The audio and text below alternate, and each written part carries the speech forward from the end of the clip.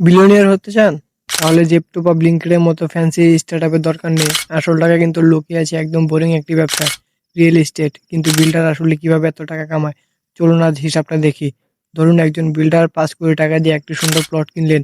এর মধ্যে সরকারি ফি আর স্ট্যাম্প ডিউটি সব ইনক্লুডেড। জমি কিনলে তো এরপর লাগে ম্যাপ পাস করা, সরকারি হাজারো অ্যাপ্রুভাল। এই সব পেপার ওয়ার্ক শেষ করে আসে আসল খেলা। বিল্ডার কি নিজের পকেট থেকে সব টাকা দেয়? একদম না। ধরুন বিল্ডিং বানাতে আরো 2.5 কোটি টাকা খরচ হবে। এই টাকা বিল্ডার ব্যাংক থেকে 9% সুদের লোন হিসেবে নেয়। মানে নিজের পুঁজিতে হাত না দিয়েই কাজ শুরু। এবার হলো বিক্রির পালা।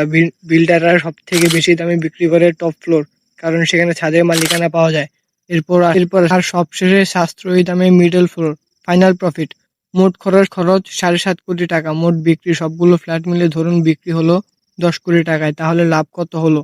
10 কোটি টাকা থেকে 7.5 কোটি টাকা বাদ দিলে 2.5 কোটি টাকা। ট্যাক্স আর ইন্টারেস্ট বাদ দিলেও বিল্ডারের পকেটে সলিড 2 কোটি টাকা নিট প্রফিট।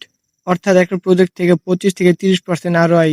কোনো সাধারণ ব্যবসা আপনাকে এত সহজে এত টাকা দেবে না। ফাইন্যান্স এর বিজনেস এরকম আরো ইনসাইট পেতে আমাকে ফলো করুন।